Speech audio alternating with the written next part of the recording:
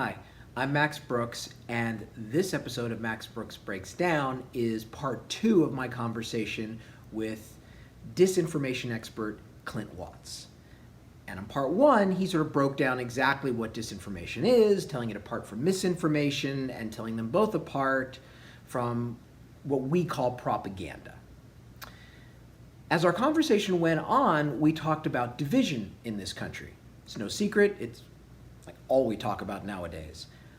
But who's winning? Who benefits from our infighting? Well, as Clint explains, it's not just that Vladimir Putin wins by default when we fight each other. He's actively trying to stoke that fight. And here's how he does it.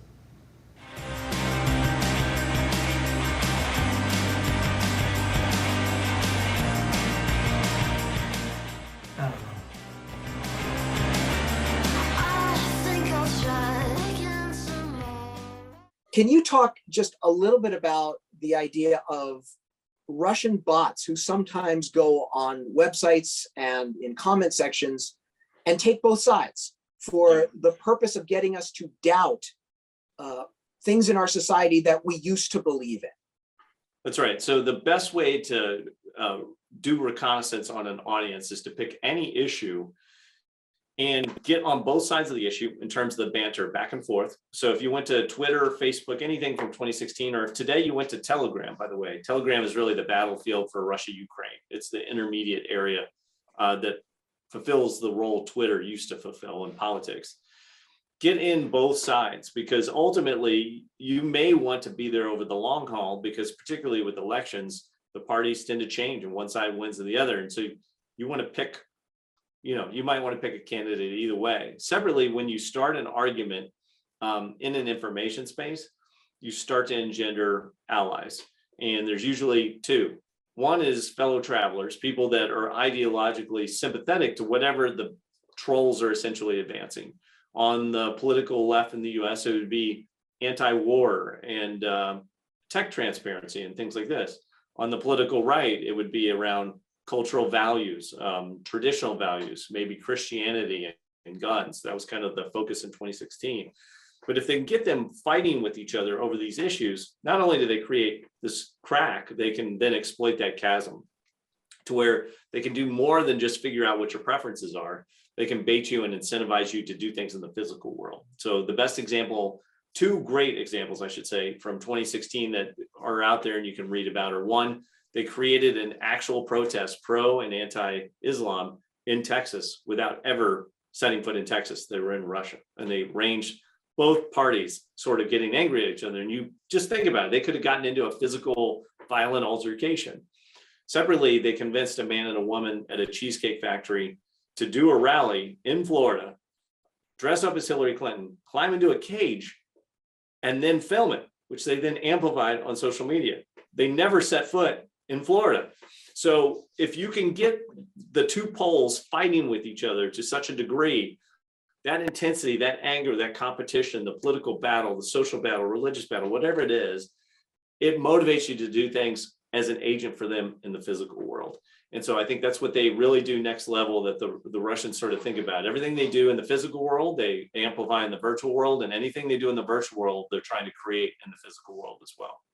So what they do with these bots is they start the most incendiary arguments they can on both sides, trying to cherry pick people's emotions on both sides to then get people on those sides fighting each other to when it spills out of social media and onto the streets.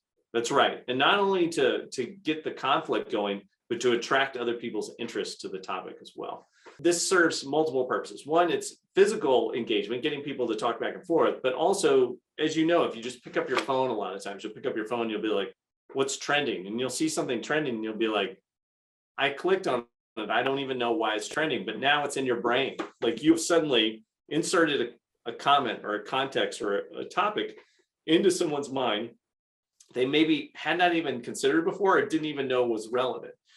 This in particular happens around fear-based events, COVID, natural disasters, nuclear, watch for this in the coming days and weeks with Ukraine, chemical weapons, those things incite fear. And so if you look at the Russian, even doctrinally, their playbook is use calamitous messaging, fear-based messaging to draw an audience in, because when you're scared, you'll tend to take things in you wouldn't normally take in because you're worried about threats. You're worried about your personal safety. And they know this psychologically in terms of priming. So it's not a surprise that Putin, in the very first week of the war, rolled out, I'm putting my nuclear forces in a new special category or new special stance, or chemical weapons. You've heard about them. You've heard about biological weapons, because when you do that, you're pulling the audience to you because they want to know about that topic, regardless of who's disseminating the information. Is an example of this that Russian bots and trolls have been penetrating medical sites to start debates about vaccines, to get people fired up and to get people maybe to not get vaccinated. This is even before COVID, which then spreads diseases within the United States. That's right. And the weirdest thing about Russian disinformation about vaccines is it was so effective, it kept Russians from getting vaccines. So this is how it backfired on them over time. They started it really, really quickly in the beginning. Vaccines, they don't work, particularly American vaccines. Only Sputnik V works. You've got to get Sputnik V. Of course, they didn't have that many Sputnik V vaccines, and they distributed a ton of them overseas for vaccine diplomacy right away to compete with the West and China. The problem was they spread that so much that when you go back to Russia, people in Russia are like, I don't want to take a vaccine. I don't believe in these vaccines. I don't believe in anything, right? So then they were wanting to get out of COVID. They couldn't even get Sputnik V, which happened to be a very effective vaccine, into their own citizens' arms because of such a lack of trust. And the US, the way it came through was these conspiracies about vaccines, which they did not create, by the way, all of them, some of them were theirs, most of them were American, but you would see these theories dropped in. And where it hurt the US the most was in the Spanish language. They put out an incredible amount of disinformation, vaccine disinformation about Western vaccines through Spanish channels, particularly in Latin America, and that fed up through immigrant communities inside the United States, to where they were hearing that propaganda from Mexico, where RT Espanol is very popular, Russia Today. They would hear this sort of information and it would create hesitancy or a complete fear of American vaccines in the US, but the information was coming through different channels. So that is a way that it could spread to us through other languages. A rumor can start overseas and filter into the United States through social media. That's exactly right. And the important thing, I think, when we talk about what is a country doing in disinformation, there's only two things that matter in the virtual world, which is language and platform. So what language are they communicating on and what platform is it being pushed out through? And that's how it moves from one border to another. So in the US, Spanish and WhatsApp are very popular. Those two kind of come together. So the Russians and their disinformation made its way oftentimes through that channels, which is very difficult to even be aware that it is occurring that way. Clint, you have given me so much to think about. We may have to break this up into 2, maybe 3 parts. But I think that it seems like we are just starting to enter a new age of disinformation, and we have a lot of catching up to do.